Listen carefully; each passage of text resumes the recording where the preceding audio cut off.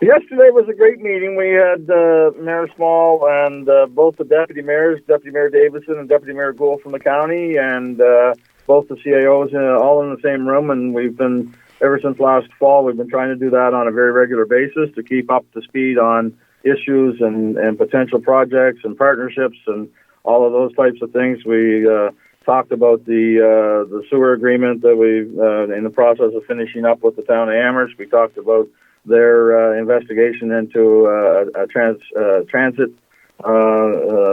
operation in the area, and we actually had, believe it or not, I think 12 or 13 items on the list of things to discuss, all of which have some semblance or resemblance of regional cooperation between the county and the Town of Amherst, and in some cases further. So lots of very positive conversation. Some work to do going forward to, map out some strategies potentially. And, we're always looking for the, opportunities to partner with the town and to see some projects get put forward. So. Now, some people might be wondering, why in the world would you want to partner with the town? Others would be worried to say, they're talking about some kind of an amalgamation, and I know that's not the case, but I do understand that they have services they have to provide, you have services you have to provide, and sometimes they overlap. And if you can do them together, you can save some money for both taxpayers. Absolutely, depending on how their transit study works out, if they decide to forward with that program, a lot of that will involve back and forth to the hospital, which is, as you know, on county land, and there are other options and other facilities that were talked about. Being part of that transit system if and when it ever became a reality. We had conversations around housing and subdivision developments and what's going on. Is there anything? We always have the conversation and open. The Mayor Small always says is, okay, so anything big going on with you guys that we don't know about, and we can start the conversation that way. And generally we'll lead us to some places where we start to find some areas where we might have some common ground, and I again, Robert is a great mayor. He's been very good with me. We've known each other forever and ever and ever. We went to school together way back when, and easy folks to work with. The town right now, they've got a great crew in there, and we do, and you know what? What's good for them is good for us, and vice versa. And I've been saying that, and so has Rob, right from day one. Now, you mentioned in our conversation last week, in fact, that your Area 1 of the municipality of Cumberland basically kind of surrounds the town of Amherst. And as a consequence, a lot of the services that people elsewhere in the county would like to have, those services are, in fact, provided in the town. So the folks in Area 1, they're just a stone's throw away for taking advantage of those services. So things like the stadium and some of the arts activities and so on are provided in the town. And the municipality helps to contribute to those causes because, as you said, some people from the county are taking part there. And you mentioned about transportation. They're looking at a transportation study for the town, a public transportation study. And you mentioned the possible extension to whether it be a bus or however it's going to be to the hospital, and that's on the county land. But there are people in Cumberland County looking for a solution for transportation county-wide, and they're kind of hoping that, that might stem from Amherst because much of the destination points are in fact in the town of Amherst. Is there any hope of a kind of county-wide united transport system? There's been talk of that, and certainly it's at the forefront now with the study that's going on in Amherst.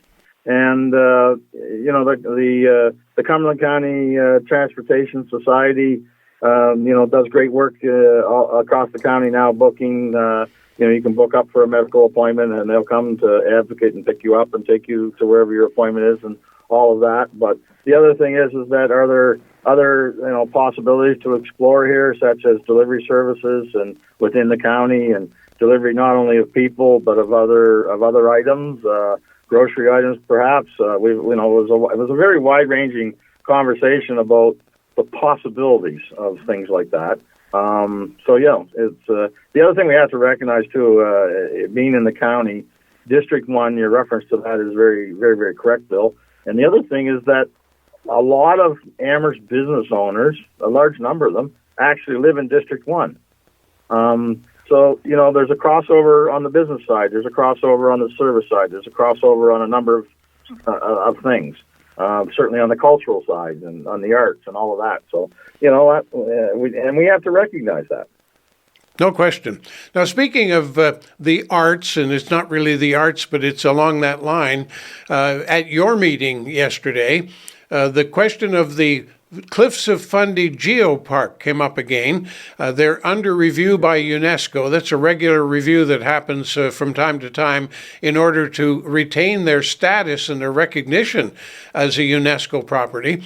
And they in fact received what they call a yellow card. Sounds like a soccer game here, but they got a yellow card, which is basically a gentle caution that there is concern by UNESCO. And the concern in this case is about secure funding and management of the organization locally. So they came to you looking for a letter of support that they can use in their renewal process, but at the same time asking for guaranteed annual funding for the next couple of years at least, and that would certainly satisfy UNESCO. But I remember vividly when the first topic this came up the first time around, and there was concern that they might need money on a long-term basis, and they were assuring in the county and the town and others that that's not the case. But here we go. Is this a case of being in for a penny, in for a pound? Perhaps we gave them a grant request and upped our play in that this year to get them past the audit stage and the increased costs and stuff that go with that process. And hopefully, when that's complete later this summer, we'll get some answers back and see how that goes. And I know that UNESCO they have very clearly indicated that they. It's not so much perhaps the level of funding, but the length and the guarantee. Like they want a long-term stable option from us, and and now it'll be up to council to chew it over and decide if that's where we want to land on this. We've done it for years now, a number of years, and some years it's more and some years it's less, and I mean, I understand the UNESCO wanting to solidify and flatten this thing out so that it's almost basically a guarantee on an annual basis. And I think council will beat that around, and then we'll come up with where we want to land on this, and it'll be part of our process in the next few months going forward. And of course, they're looking for $75,000 a year over the next 3-4 years, kind of thing, or a couple of budget years at least. And that's what you've given in the past, kind of thing, and a lot of money involved. Now, the geopark itself is a fantastic project. It is an unbelievably large project in terms of the tourism potential it drives, not just in Nova Scotia and in Canada and North America, but around the world, having that UNESCO following. So it's something, a measure of pride, to be sure. But it was never intended to be a burden on the taxpayers of the county, and one gets a little worried. Now, they did announce that they have just received their federal charity status from the federal government, which means that they'll begin to be able to issue tax-deductible receipts for contributions, and that changes the water on the beans a little bit. Is that, do you think, a solution for the future, that they can open up donations from literally right across Canada? I think that's bang on. Absolutely, it'll be a game changer for them, or at least we hope it will be.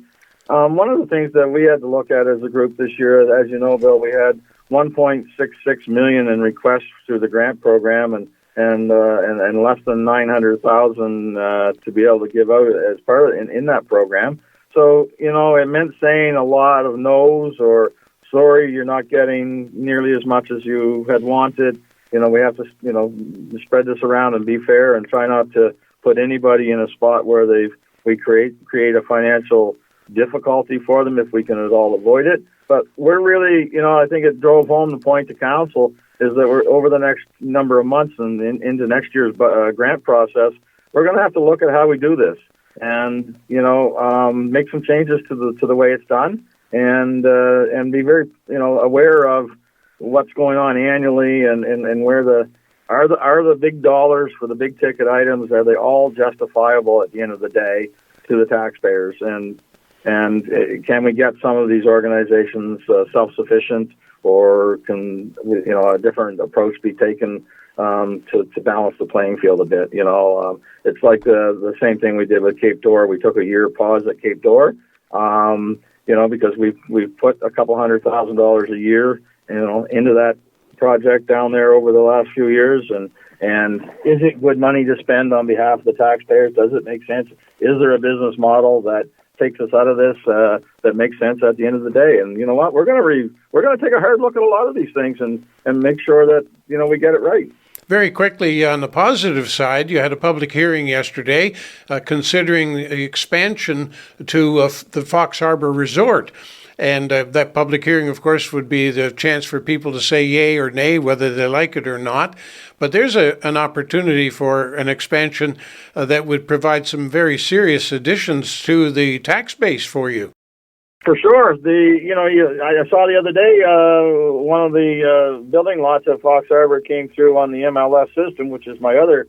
I'll put my other hat on for half a second here. And I noted that a building lot in Fox Harb'r just sold for somewhere north of $500,000, a building lot. And if that doesn't drive home the point of how much assessment will come out of this latest project down there and what the revenue flow will be, nothing else will, I guess.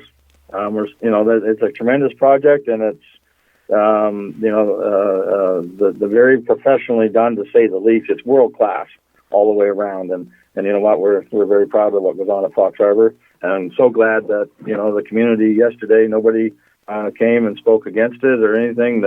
I think they've been good neighbors and good stewards, and it goes a long ways to when you're doing what we went, the process of a public hearing, that not one person showed up to object to what was going on.